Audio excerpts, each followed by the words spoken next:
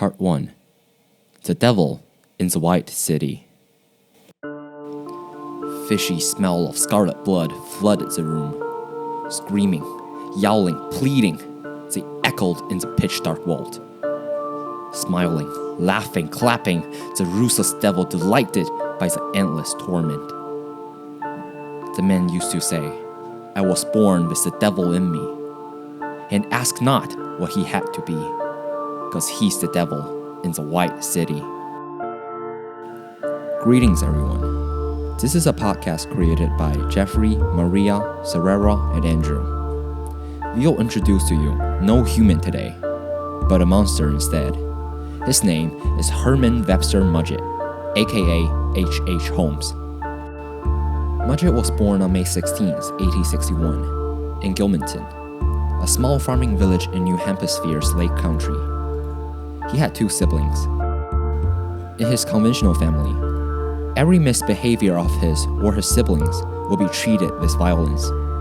He claimed that he has been a mother's boy, spending most of his time alone in his bedroom reading.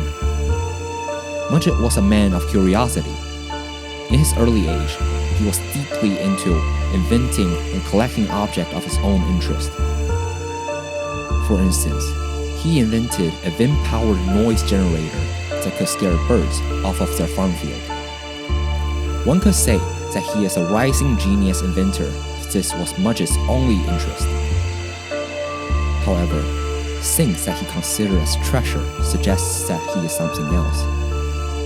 Inside his treasure box, along with his first extracted tooth, was skulls of small animals that he disabled and then dissected alive in the woods around Gilmanton. His early obsession of tormenting living organisms largely determined his field of study and his career that he pursued later on. He enrolled in the University of Michigan in Ann Arbor on September 21, 1882. His professor in Michigan had little to say about his academic talents, but recalled that he had distinguished himself in a different way. Quote, "Some of his professors here had recollected him as being a scamp," end quote, the university says. Mudgett, however, got a job as a principal in a school at New York, for the school is, quote, "impressed by his gentlemanly manner," end quote. This position has earned him only gratitude, lots of it indeed. "But starvation is staring at my face," he wrote. Mudgett caught a train to Chicago in an attempt to stay there as a druggist in Illinois. But he quickly found out that he has to pass a license examination for him to get a job. So, in July 1886, Mudgett borrowed one of the most prominent family names at the time, registering his name as Holmes. Holmes deeply understands that Chicago will be promptly filled with skyscrapers and stockyards under the magical power of the World's Fair. And here, the show of H.H. Holmes has just begun. Holmes promptly targeted a drugstore named Holton Drugs. He made his way into the drugstore, and there, he found an elderly woman named Mrs. Holton. Holmes, sensing vulnerability and sorrow, asked the old lady if she needed assistance over the drugstore. He identified himself as a druggist holding a doctor's degree. Holmes was good at conversation. His expression and soft voice have held Mrs. Holton. Under his crystal blue gaze, Mrs. Holton revealed her deep sorrow. Her husband is suffering from a bad case of cancer, and to manage the drugstore and take care of his husband at the same time has been a challenge for her. Holmes listened. Tears filled his eyes. Dr. Holton soon died. Holmes offered to buy the drugstore, and Mrs. Holton could continue to reside in the second-floor apartment. He made it seem as if him buying the drugstore is solely on behalf of Mrs. Holton. That is, to free her from the lumbersome burden of the drugstore. Mrs. Holton accepted. Holmes thanked her in tears. Holmes quickly installed his new sign, H.H. Holmes Pharmacy. Quote, "My trade was good, end quote, he claimed. Quote, and from the first time in my life, I was established in a business that was satisfactory to me, end quote. Word spread around about the new, handsome young doctor taking over the pharmacy. Many young women dressed nicely and bought things that they do not need. But never did anyone ever see Mrs. Houghton again. Quote, she had decided to visit relatives in California, something she had long wanted to do, but could not have done with her husband on his deathbed, end quote, Holmes explained. The population skyrocketed in Chicago. More and more people came seeking for fresh starts. Holmes saw an opportunity. In the summer of 1888, he bought a land right across the drugstore. He sought ahead of time and registered the building under a false name, H.S. Campbell. No one knew at that time that this very building would later on become the Murder Hotel. History.com wrote, and I quote, the space in Holmes' hotel featured soundproof rooms, secret passages, and a disorienting maze of hallways and staircases. The rooms were also outfitted with trapdoors over chests that dropped Holmes' unsuspecting victims to the building's basement. The basement was a marketable facility of acid vats, pits of quicklime, often used on decaying corpses, and crematorium. Holmes did not consult any architects for its construction. He dreamed and sketched the blueprint of the building himself and devised his own building plan. And finally, in 1891, the construction of Holmes' Hotel was complete. He named it World's Fair Hotel. In November 1891, Holmes' mistress Julia Connor announced that she was pregnant. Julia Connor, charmed by the quality of Holmes, at that time was eager to get married. She promptly agreed with Holmes' proposal for performing an abortion operation by Holmes himself on Christmas Eve and get married right after the painless operation. On the day of Christmas, quote, Holmes offered Julia a cheerful Merry Christmas and gave her a hug, end quote, Eric Larson described in The Devil of the White City. Quote, then took her hand and led her to a room on the second floor, and that he had ready his operation, end quote. Dawn is over, and night has fallen. Darkness encroached the building. Rays of cold, blue moonlight are the only thing left that defines a hotel of sin. Quote, a table lay draped in white linen. Holmes' surgery kit stood open and gleaming. His instruments laid out in a sunflower of polished steel. Fearful things. Bone saws, abdomen retractor, trocar, and trapin. More instruments, certainly, than he really needed, and all positioned so that Julia could not help but see them and be sickened by their hard, eager gleam. Holmes wore a white apron and had rolled back his cuffs. Possibly, he wore his hat, a bowler. He had not washed his hands, nor did he wear a mask. There was no need.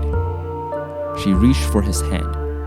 There would be no pain, he assured her. She would awaken as healthy as she was now, but without the encumbrance she wore within. She pulled the stopper from the dark amber bottle of liquid, and immediately felt a silver exhalation in his own nostrils. He poured the chloroform into a bunch of clothes. She gripped his hands more tightly, which he found singularly arousing. He held the clothes over to her nose and mouth. Her eyes fluttered and rolled upward. Then came the inevitable, reflexive disturbance of the muscles, like a dream of running. She released his hands and cast away with his splayed fingers. Her feet trembled as if tapping to a wildly beating drum. His own excitement rose. She tried to pull his hand away, but he was prepared for the sudden surge of muscle stimulation that always preceded stupor, and with great force clumped the clothes to her face. She beat at his arms. Slowly, the energy left her, and her hands began to move in slow arcs, soothing and senses. The wild drums silent. Ballad now, a pastoral exit. He kept one hand on the clothes, and with the other dribbled more of the liquid between his fingers into its folds. The lighting and sensation of frost as the chloroform coated his fingers. One of her wrists sagged to the table, followed shortly by the other. Her eyelids stuttered, then closed. Holmes did not think her so clever as to find coma, but he held it tight just the same. After a few moments, he reached for her wrist and felt her pulse fading to nothing, like the rumble of receding train. End quote. Okay, let's stop here for a break. We'll pick up right here after a short interview of Erik Larson. Helvetica Standard.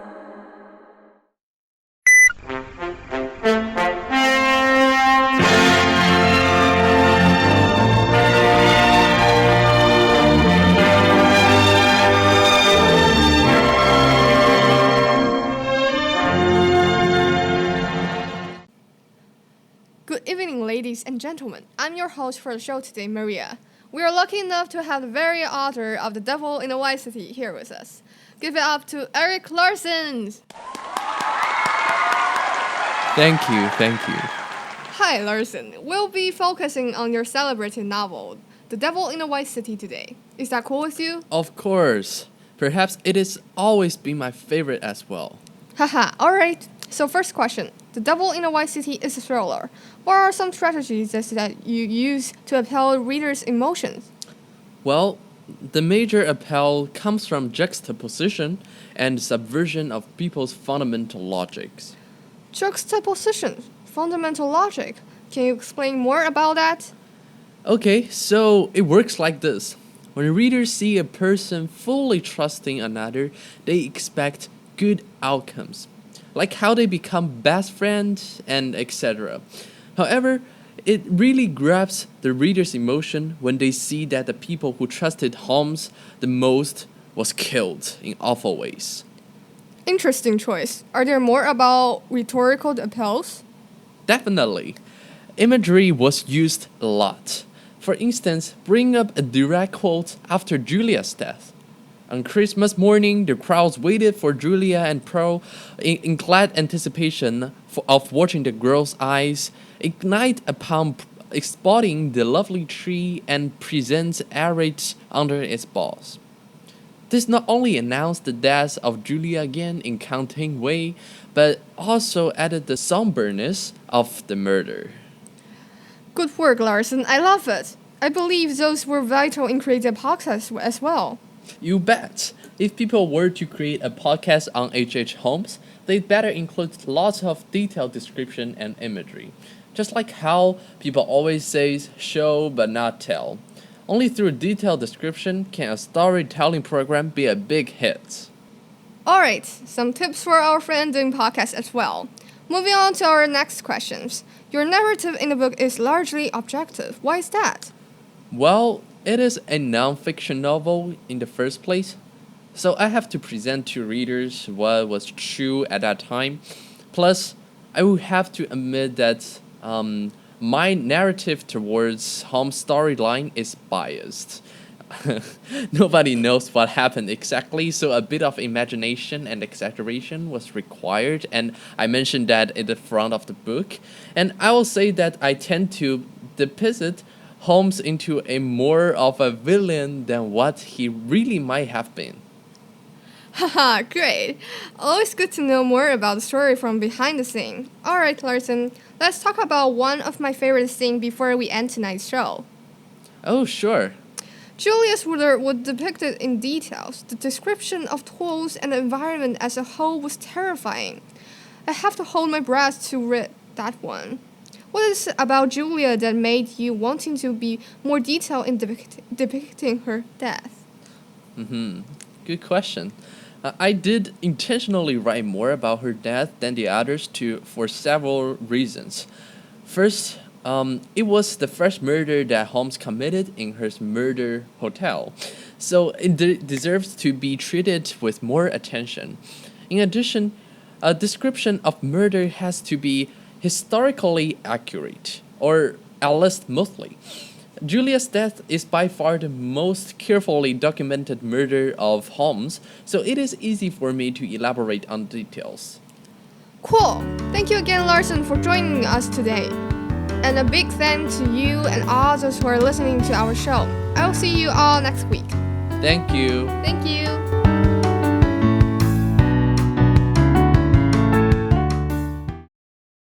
Welcome back to the podcast. Let's get right back to where we left off.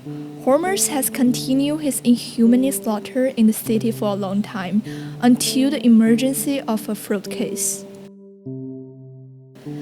In 1894, a man called Marion Hedgepeth claimed that his inmate H.M. Howard, who lately was proven to be Herman Webster Hormuz, received $10,000 insurance money. According to Marion's testimony, he, along with H.M. Howard and Benjamin Pezzo, collaborated to fake the death of Benjamin to get insurance compensation. However, instead of sharing the benefit, Howard absconded with the money. Out of indignation, Hedgepeth turned Hormuz in. It was strictly news for the insurance company, for their impression of Hormuz was great. After receiving the compensation, on behalf of Pezzo's wife, Howard wrote a letter of thanks which was so great that it was posted publicly on the advertisement of this company. Nonetheless, after carefully examining Pezzo's body, police were concerned by strange features. Based on the autopsies, Pezzo was killed by chloroform poisoning, but the body showed a different feature. Scorches on the corpus indicate the death was caused by gasoline explosion instead. Meanwhile, the body seemed to be moved after its death. The police started to suspect that the truth lies elsewhere. The insurance company promptly hired agents to track down Howard. According to the agents, Hormuz was one of the most cunning criminals they have ever met. Hormuz's excellent eloquence along with his gentleman temperament make him a very successful fraud. During this period, these agents stealthily collect evidence of crimes of Hormuz, which were mostly about windows, and waited for a chance to catch him. Also, evidence indicated Hormuz brought daughters of Pezzo's to Florida, but he came back by himself, which increased his suspicions. Finally, in November 1894, police catch Hormuz in Boston. At that time, no one knew the top line and kind man was something much more dangerous than what he appears to be. But due to the roughness of insurance fraud case at that time, Hormuz's case was not given much attention. Perhaps out of confidence, Hormuz did not resist much at all when he was arrested. He believed he was charged with minor offenses such as thievery, as he said. After all, the worst they can get me is insurance fraud. During his trial, Hormuz admitted his crime of fraud, readily since he did not see any chance for him to get out of that. Hormuz made up an elaborate story about the body that was suspected to be Pezzo. He said to the judge that he bought the body from the hospital and disguises as Pezzo, and the real Pezzo was still alive. And that was all this case was, claimed Hormuz. A corpus was substituted for Mr. Pezzo. Mr. Pezzo most certainly is alive today. I believe he's now in Mexico. Hormuz's testimony was convincing. During the entire trial, he remained extremely calm. Hormuz's extraordinary eloquence also amazed the jury. Later, to prove the reliability of Hormuz's testimony, the court summoned Pezzo's wife. This poor woman looked very frantic and knew nothing about her husband's location. She told the police that her husband was probably alive, but she could not provide any reasons to buttress her testimonies. The police department believed now stronger than ever that his case was something more than a fraud. However, without any useful piece of evidence at the time, this case came to a deadlock. Later in the year, Holmes was sent to Marminson prison. Spending several months in it, Holmes came up with a new story. According to Holmes, Pizzle committed suicide. He claimed that the feeling of fear and worry preyed on Pizzle, leading to his interference, and eventually he found Pizzle dead with a gosling beside him. After that, he cleaned up the skin and made it look like an accident and committed this fraud. Pizzle's children, Holmes said, was inbreeding with a woman called Minnie Williams. Since Holmes refused to disclose the exact location of Pizzle's children, Alice and Nellis, the Chicago police sent Detective Frank Gehry to look for them. Gehry proves the letter Alice wrote to her mother as his cue. In her last letter, Alice said they were in Indianapolis. Through these travel cues, the detective was approaching the truth. In Toronto, Frank conducted an extensive search. Finally, he found a house once rented by Holmes. The host of the house said Holmes came with the two children months ago, and he borrowed a spade to plant potatoes. In this house, Frank found something he expected and terrified: two rotting human corpses, where were believed to be Alice and Nellis. 1895, Holmes was accused for murdering Pizzle. He was not found guilty due to the lack of evidence.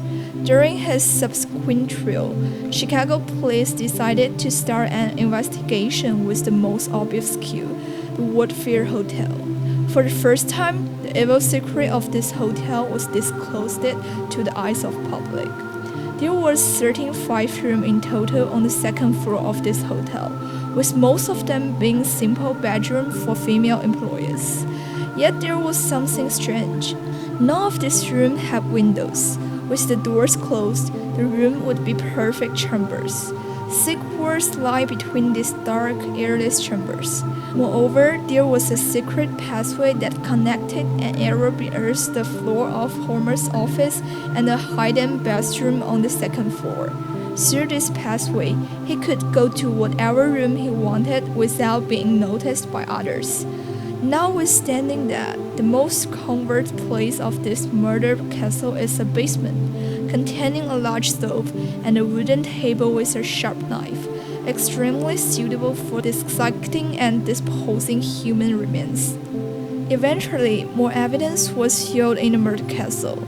Blood prints on Holmes' wall in his personal office, parts of human remains, set of dissecting toys, and something else. On May 7, 1896, at the age of 34, Holmes was hung at Marminson prison. A trial, government wrote, and I quote, "Until the moment of his death, Holmes remained calm and amenable, showing very few signs of fear, anxiety, or depression. Despite it, he asked for his coffin to be contained in cement and buried 10 feet deep, because he was concerned grave robbers will steal his body and use it for dissection. Holmes' neck did not snap. He instead was strangled to death slowly, threshing for over 15 minutes before being pronounced dead, 20 minutes after the trap had been spun. As for the murder castle, it was later burned down to the ground." Trash killer. Part 2. The strange incident of the Zodiac Killer.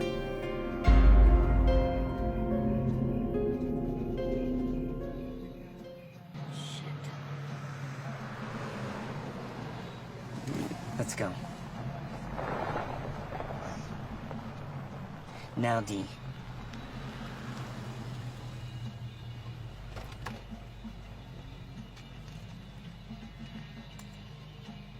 Man, you really creeped us out.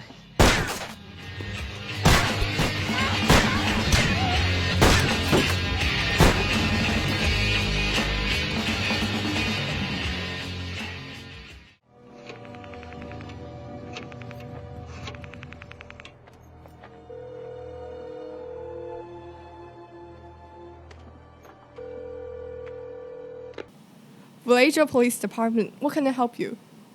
I want to report a double homicide. May I have your name and... If you go 1 mile east on Columbus Parkway to the public park, you'll find kids in a brown car. They were shot with 9mm Luger. I also killed those kids last year. Goodbye. In the evening of July 4th, 1969, Darlene Elizabeth Faring and Mike Reynolds Vachon went out for a secret date in the late evening. They parked beside the road, but no longer another car stopped by. The owner of the car walked down with a flashlight. The poor couple thought it was a check from police officer and just wanted to pull out their ID, but soon they realized the abnormal rooted in that man. It's too late. The man pulled out a 9mm semi-automatic pistol and began shooting. Faring, the lady, got 5 shots in her back and her arms and died on the way to the hospital. Imagine, the accompanying man got 4 shots and fortunately he survived. Unfortunately, he didn't provide any useful information to the police, or in other words, he seemed to be insecure to expose himself under the lights. Greeting everyone, welcome to the episode 2. This is the podcast made by Jeffrey Yu, Andrew Liu, Maria Ma, and Surya Hu. What has just presented here is the first confirmed crime of a highly intelligent serial killer, Zodiac, characterized with the sign of circle with a cross on it and cipher letters. Zodiac was directly linked with at least 5 murder cases. Even now, no one learned the true identity of Zodiac, but the insanity of the crime and the insoluble puzzle left by Zodiac to taunt the police indeed stirred up a great turmoil of terror among Americans in the 1960s. Trace back to a year ago, December 20th, 1968. Imagine an ordinary couple were going to start their first official date. They had a wonderful dinner and decided to take a tour to enjoy more lovely chatter with their loves. In this case, Betty Lou Lanson and Davy Faraday went to a remote lake, Harmon Road, with full excitement and joys. They would never be expected the tragedy befell and dragged all their happiness into infinite darkness. At 11:52 p.m. on December 12, 1968, police documented the crime scene in this offense report, and it's indeed horrible. Approximately 10 feet behind the station wagon was the body of a young lady. The body was partially covered with a wool gray blanket. The face and head were covered in blood. There was a large pool of blood where the body was lying. There were chunks of like a man's body on the ground. The lady was Betty Lou Jensen and the man was Davy Faraday. According to the crime report of the sheriff, there are totally 10 shots, 2 in the car, 5 in the back of Betty Lou Lanson's, 1 shoot David Faraday and 2 accountable. In a sudden, 2 lives disappeared from the world. Betty was killed instantly and David was pronounced dead before they arrived at a nearby hospital. Surely, there are so many doubts among the incidents. Who did it? Why? Some have suspect that Davy and Betty were killed due to the drug problem, because Davy has constantly talked about drugs in public. But eventually, the police have been unable to lock on the crime at that moment. Then, back to the case of Darlene Elizabeth Faring and Mike Reynolds Vachon. The logic of the crime and the crime method in this case are very similar with the case in Betty Lou Jensen and David Faraday. But what truly linked them together and formed the character of serial killer Zodiac, as a recording present at the beginning of the episode, is an anonymous phone call. If you go 1 mile east on Columbus Parkway to the public park, you'll find kids in a brown car. They were shot with 9mm Luger. I also killed those kids last year. The phone call is just a beginning of Zodiac conferring message to the public. 4 weeks after the murder, the publisher Chronicle received an anonymous letter. Christmas. Brand name of ammo. Super X. 10 shots were fired. The boy was on his back, with his feet to the car. The girl was on her right side, feet to the west. 1st of July, 1, girl was wearing patterned slacks. The boy was also shot in the knee. Brand name of ammo was Western. Here is part of a clipper. The other two parts of this clipper are being mailed to the editors of the Vallejo Times and SF Examiner. I wanted you to print this clipper on the front page of your newspaper. In this clipper is my identity. If you do not print this clipper by the afternoon of Friday 1st of August, I will go on a kill rampage. Now, welcome our special guest, one of the most experienced cryptographers, Serera, to share some chronicle letters from Zodiac.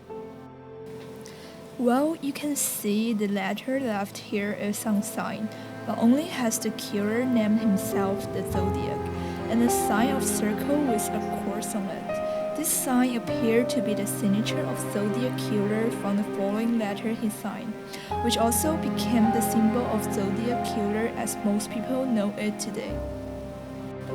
A history teacher and his wife in Salinas broke the cipher. The real letter in the cipher looked like this. I like killing people because it is so much fun.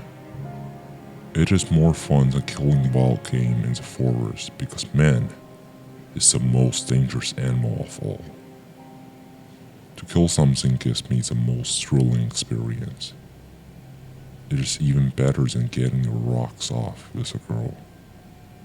The best part of it is that when I die, I'll be reborn in paradise. And all that I have killed will become my slaves.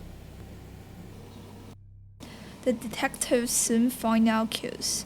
In the letter, the sentence "man is the most dangerous animal of all" comes from the book The Most Dangerous Game, and Christmas was spelled with 2 S. The crime scheme was the boost that was only attainable from military-related work. Furthermore, the first time that the circle, a core symbol, and the name Zodiac ever appeared is on a watch called Zodiac. Thank you, Serera. These clues are essential to future investigation of police on the suspect, which we will mention afterwards. 1.5 months later, at the nightfall shoreline of Lake Beresis, a couple, Cecilia Ann Shepherd and Brian Calvin Hartnell, relaxed on a blanket. However, their equanimity was soon being destroyed while Shepherd noticed a man wearing an unusual mask with a strange symbol and carrying a gun was approaching to them. The man claimed that he was an escaped prisoner and he needed money and car to travel to a further place.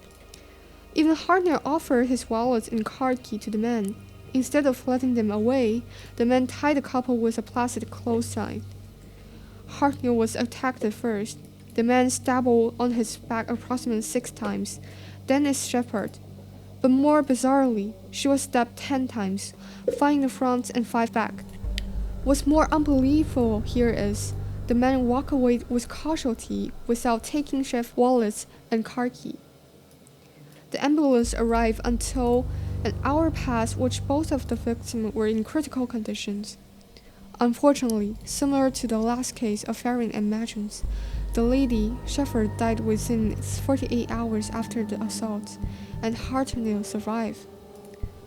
Unexpectedly, Zodiac sent a call to the Napa Police Department the hour after assault occurred, claiming he is the person responsible for the stabbing. Moreover, when the police arrived in the scene, they found a message left on the car door. Vallejo's 12/20/68 7/4/69 September 27/69 6:30 by knife and a circle with a cross symbol, the symbol of Zodiac. It's not difficult to interpret this number. Zodiac was showing off his trophies. 12/20/68 indicate the case of Davy and Betty.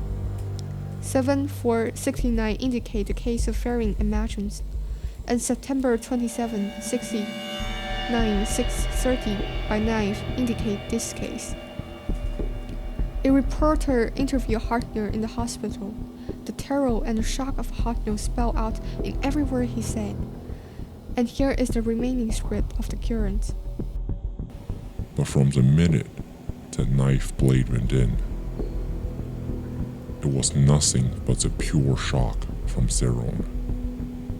I mean, I just don't expect it. I don't expect that he would do that. That was a variable I had completely left out. I don't know. I never saw him before and hope not to see him again. At least, outside the courtroom. It is heartbreaking. 2 weeks after a few counties in California held curfew, everyone was terrified and hardly wanted an end for the case. However, the murder still happened. On October 11th, 1969, at approximately 9:55 p.m., a shot ran on in the northeast corner of Washington and Cherry Streets. Paul Lee Stein, the driver, was murdered in his own cab. This case was quite different from the last few cases. Firstly, the target changed. Instead of the couple, a Zodiac chose a cab, and it seems to be very random murder. Secondly, Stein's financial properties were all taken. Thirdly, and most importantly, there were witnesses in this assault. 3 people saw the man wipe the cab exterior after killing the people and then walk away to the North Street. They described the man as a white male, 25 to 30 years old, 5 foot 6 inch to 9 inch tall, stocky build, reddish brown hair worn in a crow cut, heavy rimmed glasses, and dark clothing. Another noticeable thing is that there seems to be a fingerprint left by the murderer. Having such specific appearance description and remaining evidence in the scene means it was also so close to approach the killer. The arrest would be much easier, and this might be the biggest chance ever to hunt down Zodiac, but they missed. The police mistaking a witness description and considered the killer as a black male adult. The only fortunate thing perhaps is that the police have encountered him, but not even with a conversation they let him go. However, it seems to be unavoidable in another way, because the authority has never linked this case to a serial killer until the package they received on October 13, 1969. Zodiac sent a letter to the Chronicle with the bloody shirt of the cab driver, claiming the murder. However, we never made it. The case of taxi driver is the last authority-confirmed case of Zodiac. After the 4 cases of murder, the Zodiac still sent the Chronicles the letters of claiming his murder. Like the case followed by Paul Stein, another taxi driver, Charles Starman, was shot in Presidio Heights in a nearby location. People initially considered Zodiac as the assaulter, but there was no confirmation. In March 22nd, 1970, Kathleen Jones encountered a strange driver when she was driving with her daughter on a highway that the driver flashes his headlights at them and stick behind for a few hours. Later, Kathleen Jones reported to the police and identified the driver similar to the wanted poster of the Zodiac. Although the case seemed attributing to Zodiac, and the police did receive a related letter from the Zodiac, no official has claimed the case belongs to one of the Zodiac's crime. Nevertheless, as the number of cases piled up, the detectives realized that, unlike the 4 former murders, the letter only came after the murder scene was discovered and published on the newspaper. Although the letters were consistently sent to the police officer reporting his killing and snaring the authorities, there are no further confirmation incidents after the case of Paul Stein. Without being distracted to follow the fake murder scenes, the detectives were able to focus on investigating the suspects of the Zodiac killer. It is hard to confirm what was the true motivation of the killings, but at least we can sense some of the insights from Zodiac's actions. What's clear is that he was a person of cruelty. He was highly intelligent, well-trained in skill, and deft in hiding man, but even monster has emotions.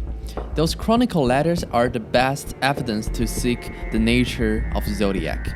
A lonely man, extremely desire others' concerns and caring. it's contradicting. While he wrote many letters with a round sense of satire, he also shows he's struggling in a letter written on December 20, 1969, addressing to a famous attorney. So one thing I ask of you is this. Please help me. I cannot reach out for help because of this thing in me won't let me. I'm finding it extremely difficult to hold back in check. I'm afraid I will lose control again and take my ninth of possibly 10th victim. Please help me. I'm drowning. Here, we are not trying to defend for him, but presenting another perspective of the Zodiac. Indeed, he was a vicious criminal, and he did not deserve any forgiveness. But keep this in mind. He was an outcast, an evil born under our society. You may again wonder who exactly was the Zodiac. You're not the only one wondering. There are many speculations among this topic and people are still trying to find out. Some are just ridiculous, such as in 2013, a bizarre rumor pointed Ted Cruz as the Zodiac killer just because he proposed some unpleasant policy. There was also a more convincing one. In 2007, Dennis Kaufman claimed that his stepfather, Jack Terrence, was the Zodiac because he found the remaining blooded knife and disturbed images on the rolls of film. Jack Terrence has a military background and coding experience which matched with the expected characteristics of the Zodiac. Moreover, during the years, Jack Terrence worked as a serviceman near the location of the first crime scene, Lake Berissa. The handwriting of Jack Terrence was very similar to the Zodiac. Because of this, the theory expanded and more writers respond for the first crime documentary believe that he is the killer. Nonetheless, what eventually excluded the theory is the unmatched DNA test in 2010, suggesting that he is unlikely to be the Zodiac. The detectives found important information when they have investigation with suspect Arthur Lee Allen, called Lee, which he preferred to, who was a former elementary school teacher but got fired due to molesting young children. During the investigation, the detectives found evidence that make Lee the absolute number one suspect. Firstly, he wore a Zodiac watch. He had also worked as a sail maker in Navy, which make him a possible owner of the boots aforementioned. He spelled Christmas with 2 S in Christmas card he sent to his brother, and his favorite books was The Most Dangerous Game, as clues from the letter implied. Furthermore, he knew Darlene, the first victim, as well as close neighbor of him. He was also familiar with the first 3 murder destinations, and detectives have found code books in his house.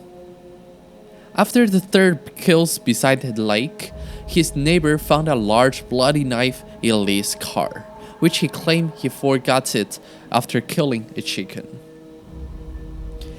Even with so much reasonable pieces of evidence, these are still indirect evidence, which could not prove Lee is the murderer without inference. There were also conflicting testimonies between the appearance description of Zodiac and Lee. While Vallejo police officer described Lee as a WMA 35 years old, 6 feet 1 inch tall, 241 pounds, heavy build and is bald. However, in July 1969, Mahal described his attacker as a WMA short, possible 5 feet 8 inch tall, and was really heavy set, beefy build, not blueberry fat but real buffy. Possibly 195 to 200 pounds or maybe even larger. Short curly hair, light brown almost blonde with large flares. Moreover, direct evidence like fingerprints and DNA could not match to him, even after the detectives found him as ambidextrous and tested writing from both hands. As a result, The formal hearing of Lee could not start until 1992, almost 3 decades after the murder. The survivor, also the witness of the Third Lake murder, convicted that Lee is the Zodiac killer. Unfortunately, maybe God is playing a joke, Lee died of heart attack before the hearing could ever begin. Therefore, there's no firm conviction saying that he was indeed the real Zodiac killer. Even though Lee is considered by some people as true Zodiac killer, some people still not held a firm belief of who the Zodiac killer really is. The mysterious hearsay of Zodiac killer still continues until today, or forever.